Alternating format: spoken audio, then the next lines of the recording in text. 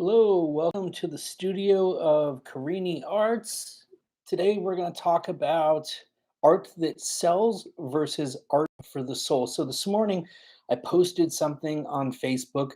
It was an image of my work in a room, which is something I've been doing lately, trying to show the context of how my work looks in homes, and I find that definitely helps with the marketability.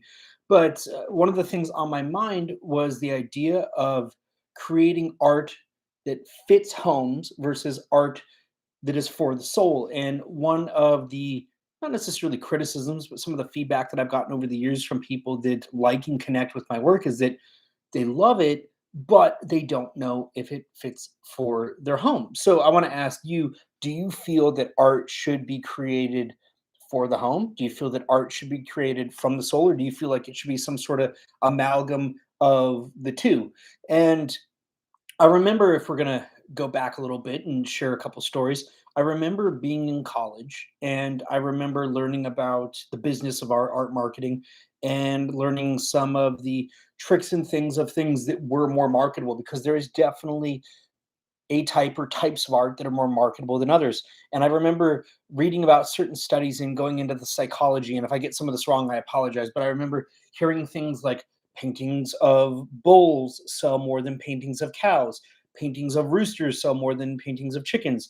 I know that landscapes are very popular. I know that soft muted tones are very popular. I even remember studying and reading up on something about how there was a study on different types of landscapes, and they wanted to find which was the most aesthetically pleasing, and it turned out that people chose African savannas as being the most aesthetically pleasing. And part of that had to do with the idea that there were a lot of entry and exit points. There were points for the eyes to stop and rest within the composition.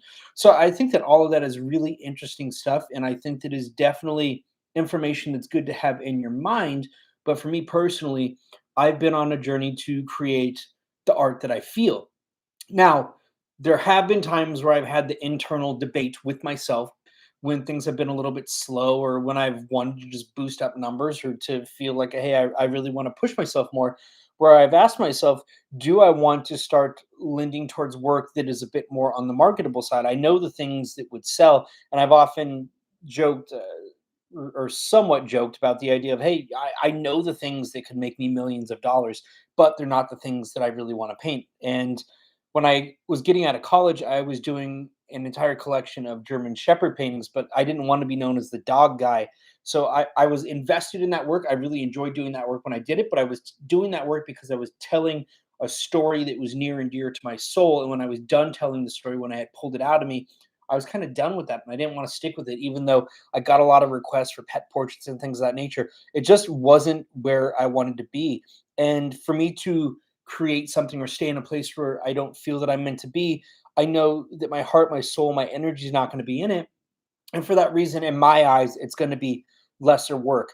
Now, over the course of the years, while I was working a full time job in conjunction with building my career as an artist, there were times where I would maybe veer off and do things that were a little out of my realm. And part of it was the experimentation and the idea of being open. So I think that you do want to be open in what you do. But if you find that something is just not for you, then it's not for you, and there's nothing wrong with that. So some artists out there do create work that is specifically intended for the homework, that's going to be marketable, and they do it with the intention, the knowledge that that is what they are doing. And there's absolutely nothing wrong with that. If that's the type of artist you want to be, if that's what you enjoy doing, if you're able to make a living, put food on your table, and paint on your palette, then all power to you for doing that. There's no judgment or criticism.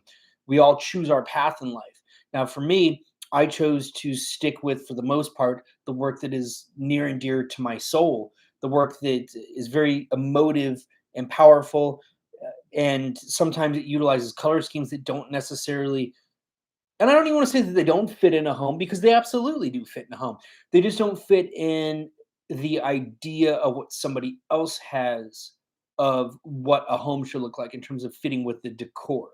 So, not necessarily working with the color palettes, or maybe there's a bit too much chaos or too much emotion in it. Because you look at hotel art and what hotels show, and a lot of times what you'll see is that it's work that's not threatening, it's work that is peaceful, it is serene, You'll see landscapes, very simple minimalistic works, things that don't stimulate the mind too much. They're meant to put your mind at ease and sort of bring you down, and a lot of times that's the type of work that people like in their homes. And I do have work like that, but some of my work is very chaotic or even very dark in nature, diving deep into the heart, into the soul, pain, of mental health awareness, of recovery, some really, really deep subjects. And sometimes some people just don't want to be surrounded by those thoughts, those ideas, that type of energy in their living space for when they're trying to rest, when they're trying to be at peace. But I am curious, the type of work you make. Are you making work that is meant to fit the home? Are you making work that's meant to fit the soul? Or is it a combination of the two? And just as I see my work as a spectrum and I do different bodies of work and I'm always filling in the gaps, I do think that I have work within my repertoire that definitely fits within a home or different homes, some more than others. But the advice that I always give to people when they say, well, I don't know if I want work that's going to fit in my home or if I want work that's something that I really connect and feel, my suggestion to them is always 100% go with your impulse, go with what you feel. They say that you shouldn't ever buy anything on impulse, but I say that art is the one thing that you should 100% buy on impulse. If you feel something, if you connect with something, if you find something to be so powerful that it hits you on a visceral level right there, that's something that you should take home and you should keep because it's something that you're going to want to be around. And maybe later on you decide, hey, you know what? I was feeling a certain type of way. And so at that time, I really connected with that work, but now I'm kind of in a different place. That's completely normal. But in the same regard, when you're talking about work that fits the home, chances are you're going to change up your decor if you're looking for purely aesthetics and what is the in thing in terms of color palettes and furniture and stuff like that. So you're going to change that up too. So you have to bear that in mind as well. But I always say at the end of the day, you have to live with it. So you have to make the decision of what you want to be surrounded by. Do you want to be surrounded by something that you feel on a soul level, or do you want to go with something that's just aesthetically pleasing and isn't going to stimulate you? Personally, I would rather be stimulated and be surrounded by something that I really find impactful and really connect to. But again, to each their own. But I am curious where you stand on the subject. So right now, I am working on a couple different collections, new collections. One of them being my Roots collection, which ties with the symbol for acrylic alchemy.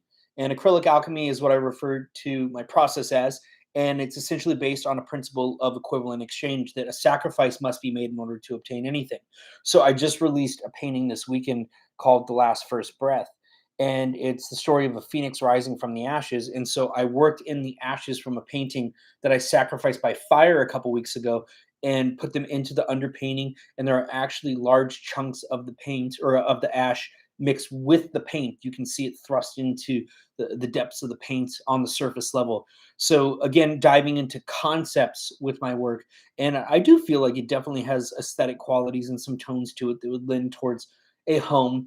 But more than anything, I'm hoping that somebody would want to acquire it not because, hey, that'll look good next to my mantle or my fireplace, but because, hey, I really feel and I connect with that work. And when you can really hit somebody's soul, that's a special type of feeling. Yeah, it's cool to have somebody's work on your wall, absolutely.